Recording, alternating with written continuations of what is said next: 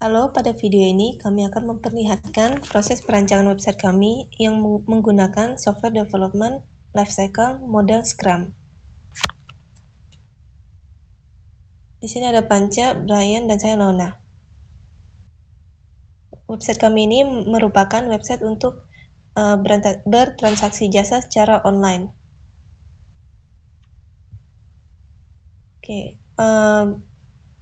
Proyek kami ini menggunakan Scrum karena tim kecil dan ada daily meeting untuk membahas proyek. Lanjut. Ini adalah kontennya. Yang pertama, requirement gathering. Di sini kami sudah mengumpulkan 30 partisipan. Dan berikut adalah hasilnya. Di sini mengenai ketertarikan user terhadap website.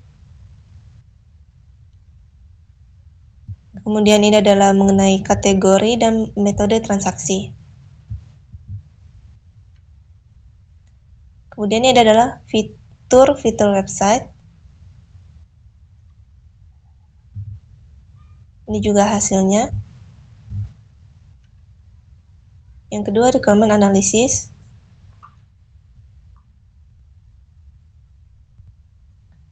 Variasi user pada website kami ada buyer dan seller. Lanjut. Fungsional requirement-nya ada switch account, make service, buy service, confirm order, dan review. Non-functional requirement-nya ada performance requirement, safety requirement, security requirement. Kemudian adalah timeline project kami. Ketiga, desain. Pertama ada use case diagram yang merupakan hubungan antara aktor dengan sistem. Selanjutnya ada activity diagram, merupakan aktivitas dalam sebuah use case. Di sini ada buyer dan seller. Lanjut. Ini adalah kumpulan activity diagram juga. Kemudian ada kelas diagram, merupakan struktur sistem yang terdiri dari kelas, atribut, dan metode. Kemudian ada state machine diagram, menggambarkan perilaku sistem. Di sini ada buyer dan seller. Kemudian ada sequence diagram, urutan waktu interaksi suatu objek.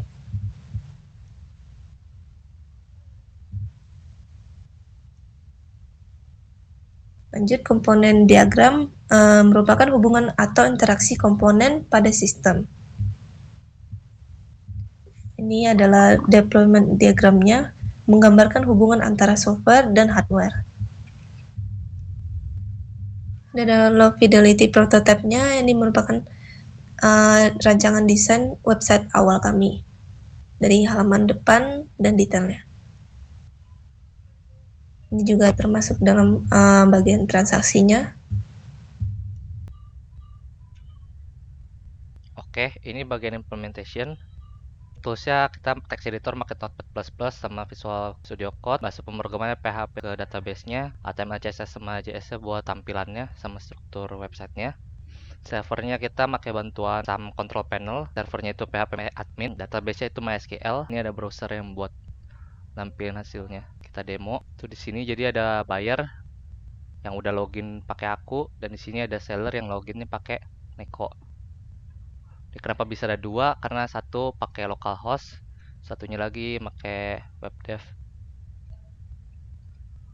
Terus di sini tampilan bayarnya, sini recommend for you, dan seterusnya. Sini bisa dilihat juga. Itu sama juga ini, by kategori kalau dicari. Terus di sini tampilan seller itu nggak ada tombol bot search-nya, tapi di sini ada dashboard, order, service, earnings. Yang di dashboard ini yang muncul cuma status yang not complete. Ini status dari order yang udah diterima. Di sini statusnya pending. Di sini yang buat nerima sama nolak. Di sini buat halaman service ini yang buat ngedit, ngapus, sama nambahin service yang dia punya. Yang halaman earnings ini isinya pendapatan yang dia dapetin termasuk totalnya. Kita coba dulu add service. Saya namanya Super Epic Parody, harganya 50.000. Kategorinya desain, fotonya Super Epic. Service time-nya 2 hari. Editan super keren. Oke, service add. Di sini harusnya muncul, iya muncul. Kita cari super. Ini ada nih Super Epic Parody. Ini order. Ini wallet. Transaksi sukses. Di sini harusnya muncul. Iya ini muncul. Di sini terima. Order accept. Nah ini muncul. Di sini kita bisa lihat yang ininya muncul juga di sini. Kalau dia order not complete statusnya, jadi buyer bisa ngeliat statusnya apa ordernya saat ini. Dan ini confirm buat konfirmasi kalau seller udah selesai melakukan pekerjaannya. Kalau di confirm you have confirmed your job done. Di sini juga bakal berubah jadi wait confirm. Dan buyer bisa menolak confirmnya itu, jadinya mereka ordernya bakal jadi not complete lagi, dan buyer bisa kontak sellernya buat apa ada yang kurang. Kalau nggak ada lagi tinggal pencet complete, kasih bintangnya, tambahin komentar, habis itu selesai. Jadinya di sini statusnya complete. Dan di sini juga persentasenya berubah. Dan seller bisa ngeliat historinya yang service tadi. Terus ini detailsnya nih. Nah ini dia review yang tadi dari buyer aku. Selanjutnya kita ada test case bertujuan untuk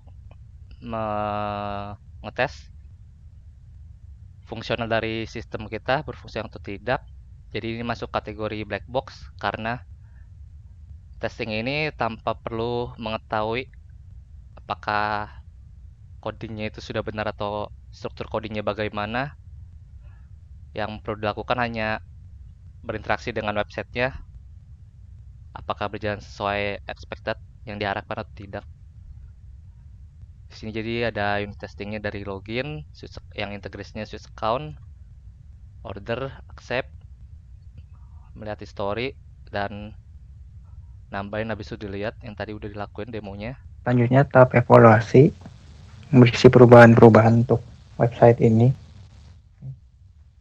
Yang pertama ada perubahan close diagram yang di awalnya belum ada tabel untuk review dan status, nanti bisa lihat di story, jadi kami tambahkan close diagramnya. Selanjutnya kalau ada penambahan page story, awalnya data gathering kami tidak ada page story, namun kami tambahkan karena melihat website jenis yang menggunakan itu. Terus ada perubahan juga yang awalnya history kami hanya melihat yang komplit, sekarang bisa melihat yang sedang berlangsung. Lalu ada perubahan fitur login yang awalnya pop up, yang sekarang pindah ke halaman lain karena keterbatasan waktu juga. Lalu ada perubahan desain pada tampilan awal atau dashboardnya buyer. Di situ ada pencarian untuk kategori, kami pindahkan ke atas di sebelah search bar supaya mempermudah user juga untuk mencarinya. Lalu ada perubahan pada requirement analysis status. Yang terjadi adalah penambahan status wait confirm, di mana untuk menandakan bahwa seller sudah mengerjakan. Nanti buyer bisa melihat terus bisa mengkonfirmasi atau menolaknya. Lalu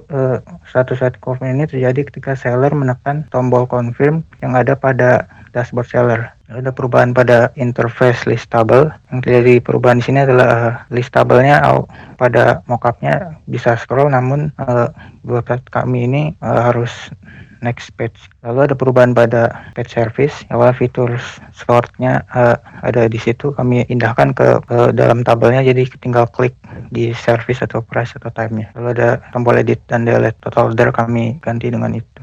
Itu saja dari proses SDLC kelompok kami. Terima kasih.